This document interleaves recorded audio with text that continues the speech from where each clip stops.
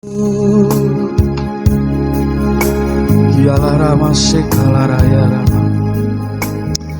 kasih Tuhan untuk kehadiran-Mu di tengah-tengah kami. Lebih dari apapun dalam dunia ini, hanya Engkau yang kami perlukan Tuhan. Kau satu-satunya Tuhan yang sanggup menolong kehidupan kami. Sampaikan isi hati-Mu pada pagi hari ini, sebelum kami berseru dan menjerit kepada Engkau pada pagi hari ini. Izinkan bila kebenaran-Mu membimbing kami. Demi nama Tuhan Yesus Kristus, setiap kita yang siap diberkati, katakan amin, amin, amin. Kita akan belajar dari satu ayat tentang di dalam kitab Ester. Ester pasal 4 ayat yang ke-14. Kitab Ester pasal 4 ayat yang ke-14. Demikian bunyi firman Allah. Sebab sekalipun engkau pada saat ini berdiam diri saja, bagi orang Yahudi akan timbul juga pertolongan dan kelepasan dari pihak lain. Dan engkau dengan kaum keluargamu akan binasa.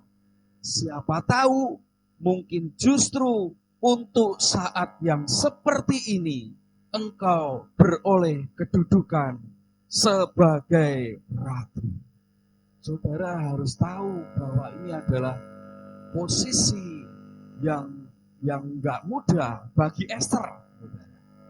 Karena pada waktu itu Ester ini dapat informasi bahwa bangsa Israel atau bangsanya ini sebentar lagi mau dibunuh, ada pembunuhan massal, saudara. Yang direncanakan ada seorang panglima atau pegawai raja terdekat, saudaraku, sebentar lagi akan mengeksekusi orang Israel dan akan dibunuh, dibantai, saudara. Ya, ini enggak mudah karena Ester harus mendapatkan informasi dari ayah angkatnya dan berkata, siapa tahu dalam kedudukanmu saat ini justru kamu bisa menyelamatkan bangsamu.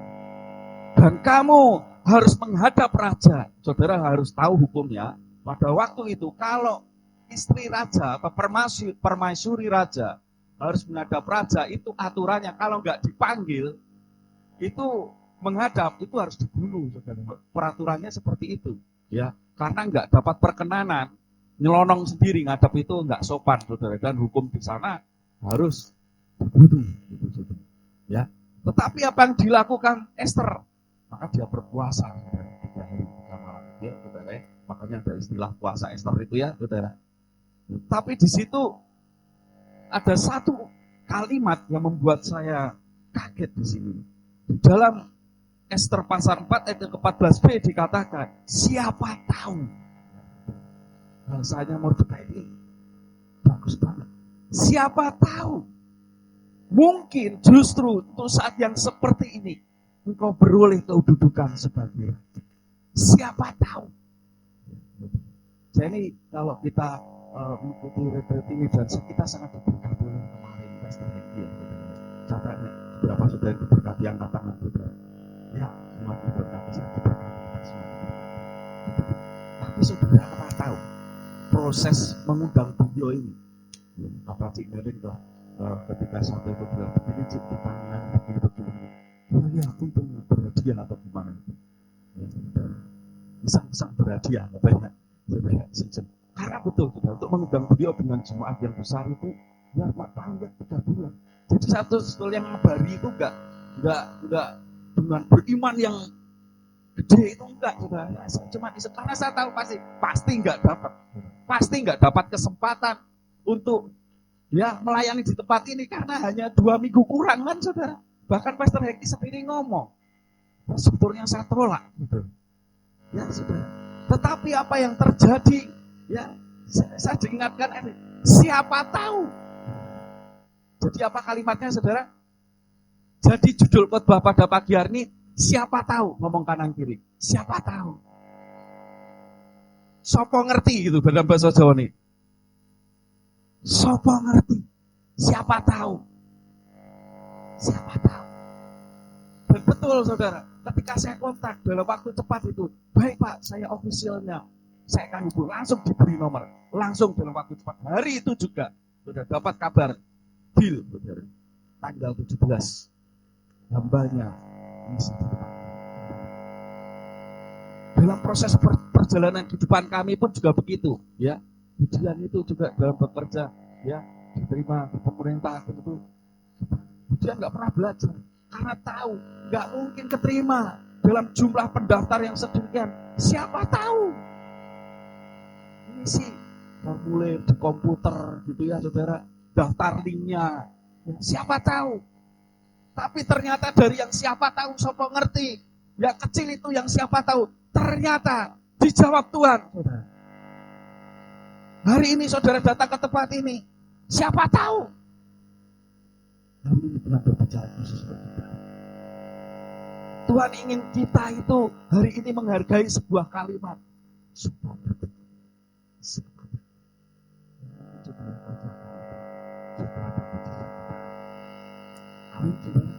Jangan pernah meremehkan siapa tahu. Kita mau ngajak ini perjuangan, tapi ini luar biasa. Tapi sudah puji Tuhan, saudara merespon luar biasa dengan satu judul pada siapa tahu.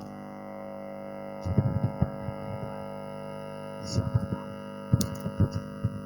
Siapa tahu habis ini usaha saudara, pekerjaan saudara, blessing saudara dibukakan oleh Tuhan. Siapa tahu. Amin. Saya tidak percaya. Alasan apa? Alasannya apa Pak? Kok bisa siapa tahu? Saudara, yang pertama, Tuhan bisa bekerja melalui hal-hal yang tak terduga. Siapa tahu itu kadang di dalam kalimat, di dalam tersembunyi kalimat siapa tahu itu kadang Tuhan bisa bekerja melalui hal-hal yang tidak terduga. Amin saudara. Yang tak terduga itu saudara. Kemarin sini ketika pelayanan kita yang di Jogja, misalnya ada rekan-rekan kita, dua rekan kita yang luar biasa di awal-awal itu, ada banyak Pak Parijan dan Mas Joni itu ada di tengah-tengah kita. Angkat tangan Mas Joni itu, angkat tangan Pak Parijan. Bagi yang belum kenal kan langsung kenal.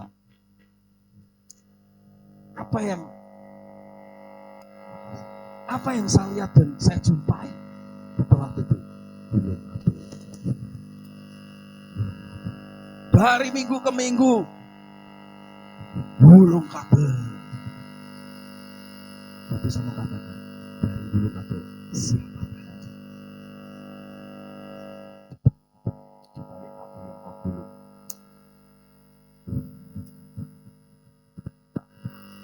Amin. Yang Tuhan melakukan, yang kau lakukan itu lakukan dengan segenap hati. Amin saudara. Kayak nyambung aja ya tema bulan ini kan segenap hati ya saudara. Siapa tahu. Saudara datang dengan sanggup pas-pasan, gue bayar sentai. Justru itu korban. Ya kemarin yang gures itu ya saudara ya. Kata Pak Endu, mari kita saja di gereja jenazah itu. Kalau datang pada Tuhan, betul dengan datang yang ini. Tapi datanglah dengan yang gures. Saudara nyembah Tuhan pun tenanan. Mulai sekarang harus ubah penyembahan kita. Jangan sampai bertimbah sebelum air mata keluar dari mata kita. Jangan sampai benar-benar berhenti kalau belum menyentuh hadirat Tuhan. Itu gures pelakunya. Dan kita ke depan akan banyak belajar tentang gures. Karena ini konsep gereja yang berbeda. Banyak orang datang, ya saja. Tapi kita disuruh Tuhan, tidak. Datang dengan gures. Di saat semua orang datang ke gereja dengan was-wasan, tapi saya dan saudara diajar datang kayak Abraham. Saudara yang diberkati, layanan yang juga datang. Gores-gores. Untuk hati kita. Amin saudara. Kenapa kalimat siapa tahu? Sopo ngerti? Karena Tuhan kadang bisa bekerja melalui hal-hal yang tak terduga. Saudara, hari-hari ini Tuhan suruh apa? Saudara digerakkan untuk apa? Kayak orang mutu banget aku kon-kon ini. Ayo baca Alkitab setiap hari satu pasal. Siapa tahu? Ambil satu pasal. Tuhan mengerjakan mujizat itu. Siapa tahu? ngomong kanan kiri lagi. Siapa tahu. Yang kedua, saudara, kalimat siapa tahu itu menjelaskan jangan pernah menyerah sebelum dicoba. Benar? Jadi kita itu belajar gitu. Siapa tahu itu kalimat siapa tahu ini Esther ini saya bayangkan saudara. Kalau aku ngadep raja, kalau aku ngadep sekalipun itu suaminya sebenarnya, tapi ini aturannya beda. Ini ngadep raja sebagai suaminya. Kalau enggak dikaruniakan, kalau misalnya dia ngadep tongkat kayak gini, wah habis sudah. Tuhan dalam kondisi tutup sikilnya merepel ini saudara, ya kan? Sikilnya merepel ngadep gini saudara. Raja berdiri, ulurkan tongkat. Semuanya jadi berubah, ya kan? Gitu. Akhirnya nangkep, itu berarti tanda apa? Raja berkenan itu saudara.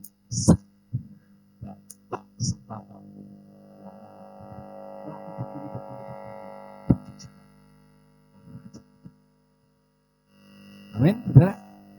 Jadi jangan pernah menyerah. Saya berdoa Esther itu menginspirasi kita. Dia lakukan itu. Dalam ini kita akan menyerah pada apapun apa? Juga sebelum ku coba semua yang ku bisa, tetapi ku berserah kepada kehendak-Mu. Hatiku percaya Tuhan punya rencana. Amin, saudara. Jadi jangan pernah nyerah. Siapa tahu saudara nyoba-nyoba, siapa tahu saudara, ya aku mau melangkah untuk ini. Siapa tahu di situ. Amin, saudara. Yang ketiga, pesan daripada siapa tahu. Yang ketiga adalah masih percaya bahwa Tuhan itu sanggup. Amin, saudara. Jadi dengan Esther datang kepada raja dengan satu setitik mungkin keyakinan, saudara. Aku hanya percaya Tuhan bisa menolong, walaupun aku imanku nggak bisa. Tapi siapa tahu kepercayaanku pada Tuhan yang sedikit itu, Tuhan bisa.